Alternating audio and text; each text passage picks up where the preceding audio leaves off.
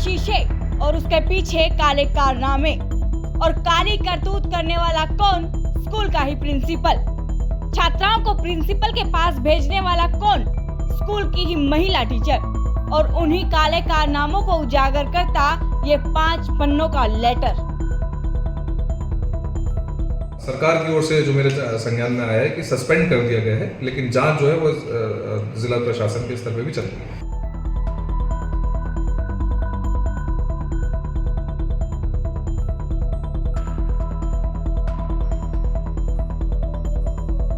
तस्वीरों में नजर आ रहा ये 5 पन्नों का लेटर लिखा है जींद के उचाना के कन्या राजकीय विद्यालय की उन छात्राओं ने जो हफ्सी स्कूल प्रिंसिपल का शिकार हो चुकी हैं।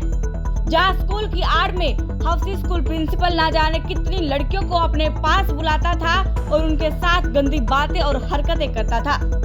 लेटर में छात्राओं ने साफ शब्दों में लिखा है कि स्कूल प्रिंसिपल के ऑफिस के गेट के बाहर काले शीशे लगे हुए हैं, जिनके पीछे वो छात्राओं को किसी न किसी बहाने उसके अपने कार्यालय में बुलाता है और अपनी कुर्सी के पास खड़ा करके उनके साथ गंदी बातें करता है। लड़कियों की गलत जगह पर हाथ लगाता है। कई बार लड़कियों ने शिकायत भी करने की कोशिश की, लेकिन प्रिंसिपल उन्हें धमकाता है कि अगर उन्होंने किसी को बताया तो वो एग्जाम में फेल कर देगा या फिर उनके घर वालों को बता देगा कि वो स्कूल के बहाने कहाँ घूमती है। शिकायतकर्ता छात्रा के अनुसार वो खुद 2 बार प्रिंसिपल का शिकार हो चुकी है। प्रिंसिपल की इन्हीं हरकतों की वजह से राजकीय स्कूल की छात्राओं ने 31 अगस्त 2023 को महिला आयोग दिल्ली, राष्ट्रपति और राज्यपाल के नाम 5 पन्नों का ये पत्र लिखा था, जिसके बाद प्रशासन हरकत में आया।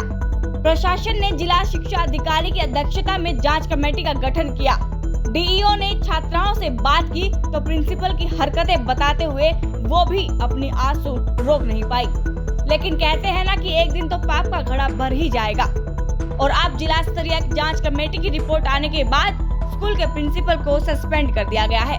शिक्षा अधिकारी अब मामले की उच्च स्तरीय जांच के पक्ष में है। देखिए, उचाना में एक स्कूल के बारे में एक शिकायत पत्र प्राप्त हुआ था। ये ऑफिशियल चैनल के माध्यम से ना मिलकर व्हाट्सएप के माध्यम से मुझे प्राप्त हुआ था और इसमें जो आरोप लगे थे वो गंभीर नेचर के थे, तो इसलिए उनको संज्ञान में लेते हुए प्रशासन ने यहाँ से एक एसडीएम उचाना की अध्यक्षता में और जिसमें डीयू और डीडब्ल्यू जिसके मेंबर हैं, कमेटी गठित की है।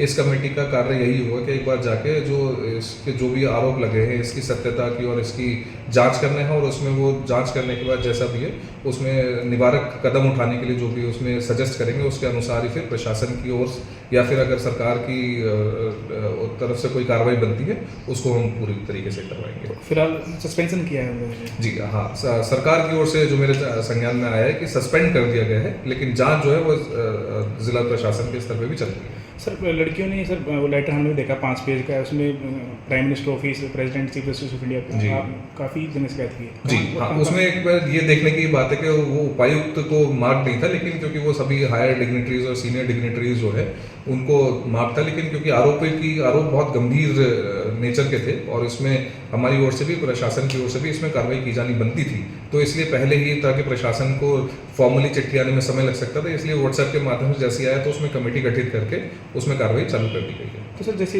इस तरह का कोई संज्ञान लिया जाएगा बाकी स्कूलों को लेकर? सर, कोई इस तरह का कोई काउंसलिंग या इस तरह? देखिए, एक ऑलरेडी मैकेनिज्म जो है वो हमारे प्रशासन में भी एक sexual harassment committee at work place होती है जो गठित की गई है, जिसमें महिला जो भी होती है, कोई ऑफिस की कार्यालय की उसकी अध्यक्ष होती है। प्रिवेंटिव मेजर्स तो हमने ऑलरेडी लिए हुए हैं, लेकिन क्योंकि इस प्रकार की एक चीज़ सामने आई है तो हमारा कोशिश आगे भी रही कि हम एक अवेयरनेस कैंपेन चला के और बाकी किसी भी तरीके से इनको इस चीज़ को रोकने के लिए और बच्चों को शिक्षित करने के लिए, खासकर जो हमारी जो कन्याएं हैं, जो छात्राएं हैं, उनको शिक्षित करने के लिए हम एक कैंपेन यहाँ पे रन करने का प्लान कर ही रहे हैं, जिसमें अगर किसी और स्कूल में इस प्रकार की कोई शिकायत है जो बाहर निकल के नहीं आती है उनको इनकरेज करें। बच्चियाँ आके जो है हमारे जो लेडी हमारे जो ऑफिसर्स हैं उनके सामने रखें और कोई इस प्रकार के निवारक कदम उठाने उसको पहले से उठाएंगे।